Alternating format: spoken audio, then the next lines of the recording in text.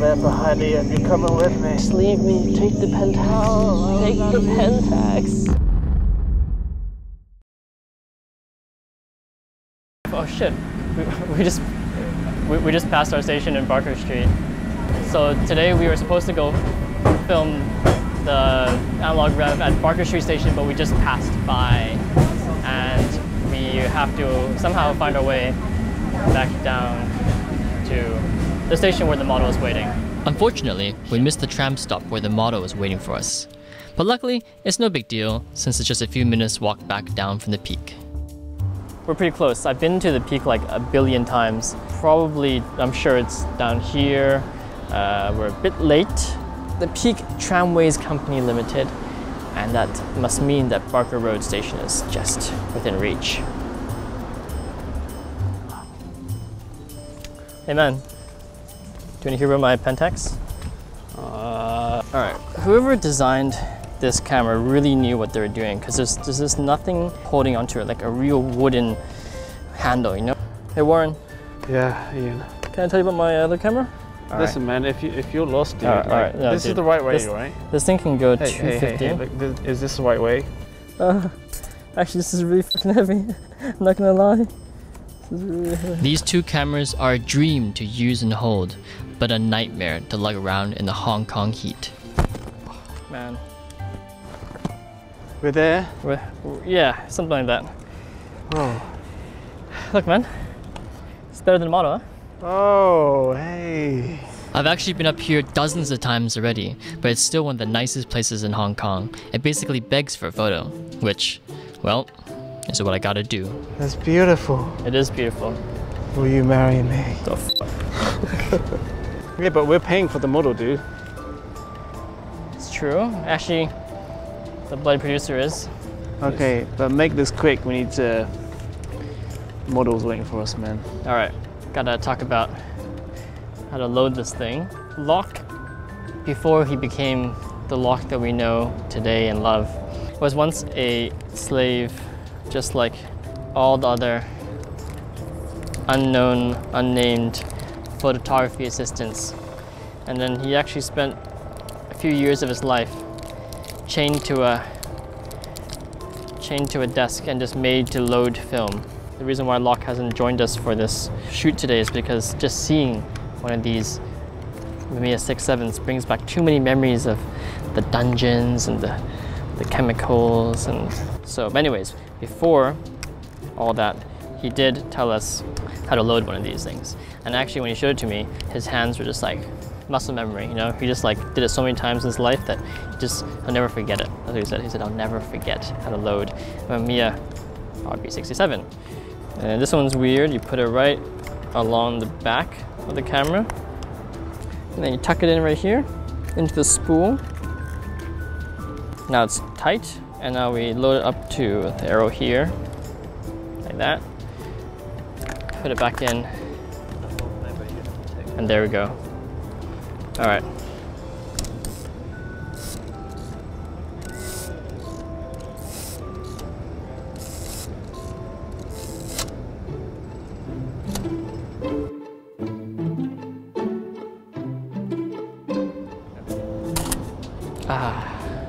The sweet sounds. And then this is the second most pleasant sound.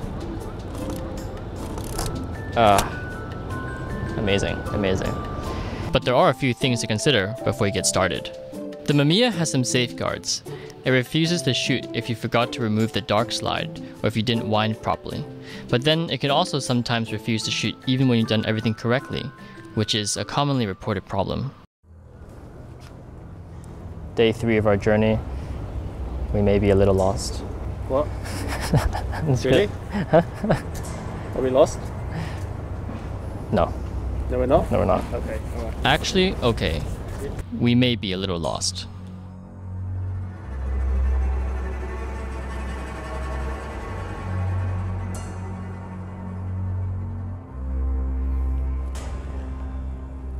Save my camera.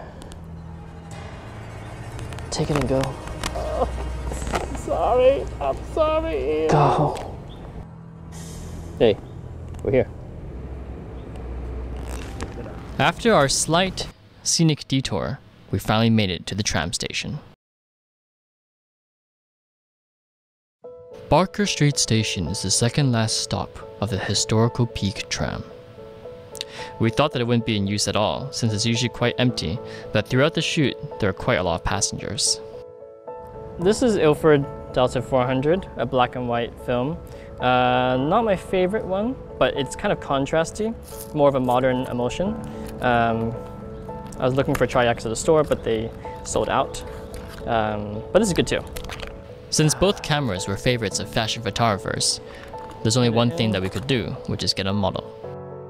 After all that, there's not much time left until Catherine has to go, so let's get started. All right, 1, 2, 3. Okay. That's a beautiful sound, right? That is one of the best sounds. All right, can you have your hands both above your waist? Yeah. Okay. Well, that is, if the camera doesn't act up again. Mirror. That's one advantage of having a fully manual camera against a semi-electronic one. But don't let me put a damper on what is as intimate an experience with photography as you can imagine. The process of winding up this lever and feeling the resistance of the film as it yields to your movements is sheer joy.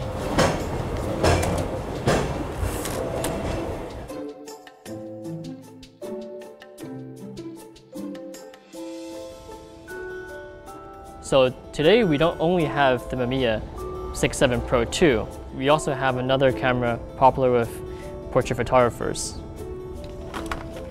the Pentax 6.7. While the Mamiya 6.7 whispers elegance, there's something primal about the Sai Pentax 6.7. In fact, it does have a very distinct smell of bacon, which I'm not sure is normal. Right now we switched over to Tmax 400. So we got Kodak in here instead of Ilford.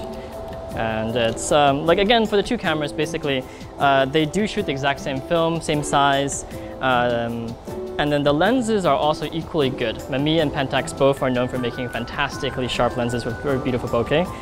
It really is just kind of the way you want to work. A fully manual camera like the 6.7 isn't exactly flawless and is known to have some lever problems. It also oddly needs batteries and won't shoot without them. But the handle and design makes it easier to use while on location, even though it's very heavy.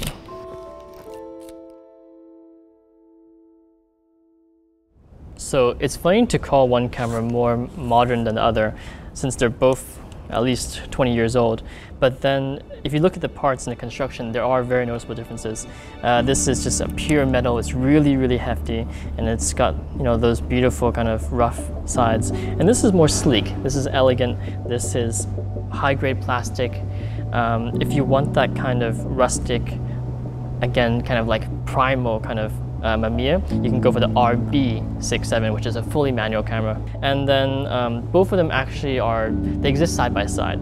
The RZ was supposed to replace the RB, but then, you know, the workhorse nature of the RB meant that photographers kept using it years after the RZ came out to replace it. I guess shooting with this, one of the differences, again, with everything, it's like just the body makes a difference, because nowadays you're talking about the quality of digital versus the quality of film. And it's true that, you know, for example, we're looking at 36, 50 megapixel cameras. They do come close to medium format. But then, since for digital, no one can really afford getting a, not many amateurs can afford getting a medium format digital to play around with, they can at least easily afford a film body nowadays. All right. One cool feature about this Mamiya is that you can rotate the back to change your orientation.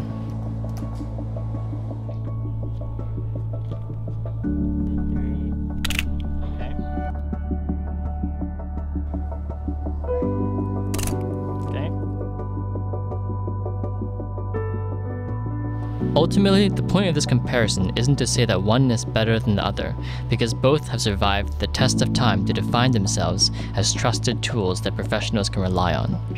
Rather, we want you to help you find which one is better for you. Don't think of these two 6x7 cameras as toys. They certainly deserve respect and reward your patience, but don't treasure them too much either, like nervous antique collectors. These aren't obsolete at all, and at the prices they are available online now, are fantastic options for both digital and analog shooters to experience the joys of medium format.